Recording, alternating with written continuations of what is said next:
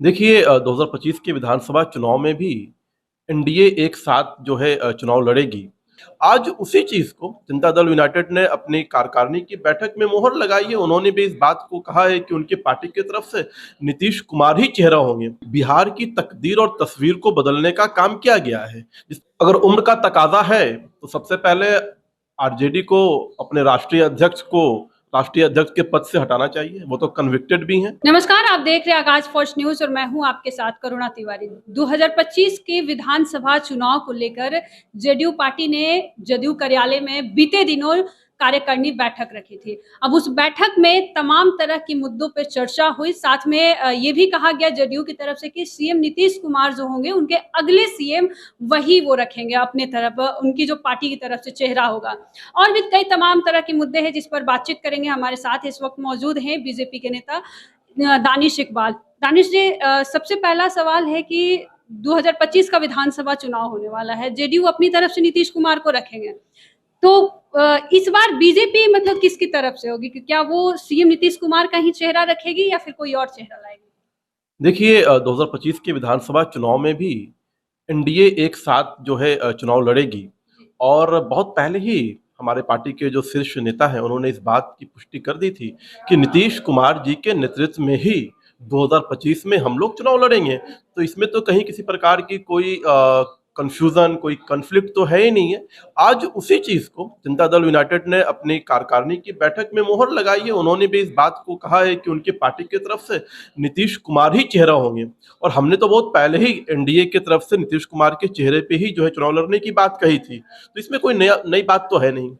अच्छा, मतलब कई बार कहा जा रहा है कि बीजेपी कोई और नए चेहरा लेकर आएगी। नहीं नहीं, फिलहाल ऐसा कोई विषय नहीं है। नीतीश कुमार हमारे एनडीए के नेता हैं।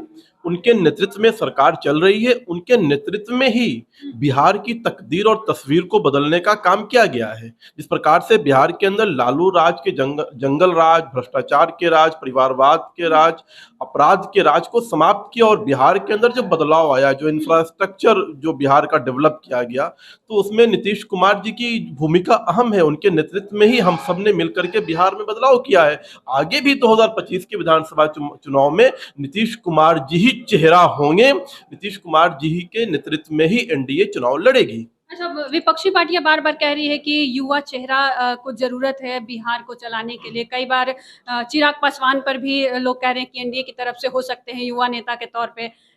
अगर युवा नेता के तौर पे कहा जाए तो एनडीए किसे चेहरा देगी? देखिए, मैंने कहा कि अभी कोई वैकेंसीज है ही नहीं है। नीतीश कुमार बिल्कुल अभी कोई वैकेंसीज नहीं है।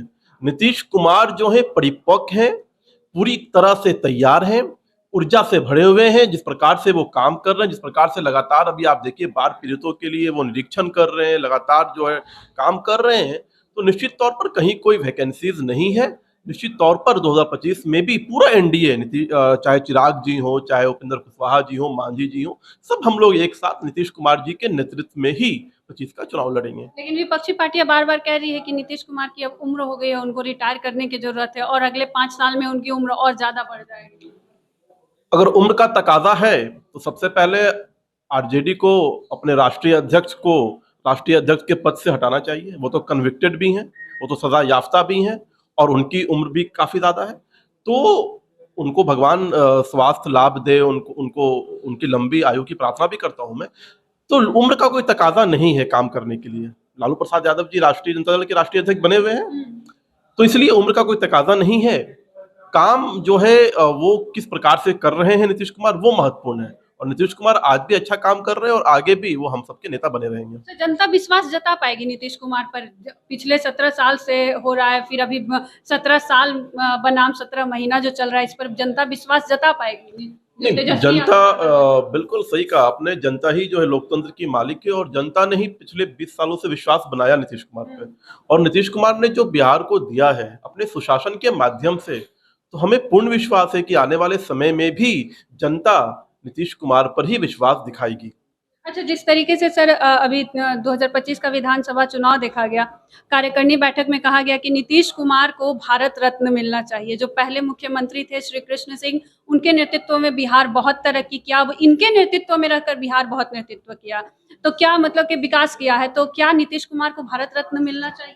देखिए, एक बात तो ये सच है कि श्री कृष्ण बाबू के बाद अगर बिहार में काम हुआ है, कर्पूरी ठाकुर जी का एक समय था जब उन्होंने बिहार के लिए काम किया, उसके बाद जो है निश्चित तौर पर नीतीश कुमार जी ने ही बिहार की तस्वीर और तकदीर को बदलने का काम किया। आज बिहार के अंदर जो बदलाव आया है वो नीतीश कुमार का ही देन है। तो इसमें कोई डाउट नहीं है कि नीतीश कुमार ने सुशासन के माध्यम से बिहार को आगे ले जाने का काम किया है।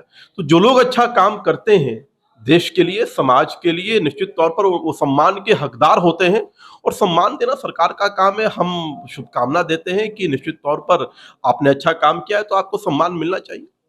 चलिए, तो देखिए सबसे पहले तो विधानसभा का चुनाव है और इसे लेकर कई तरह की तमाम तरह की जो बातें हैं सामने आ रही है। हर पार्टी की अपनी-अपनी तैयारियां भी हो रही है। आपका क्या कुछ करना, आप भी हमारे साथ साझा करें और देखते रहिए आज फर्स्ट न्यूज़।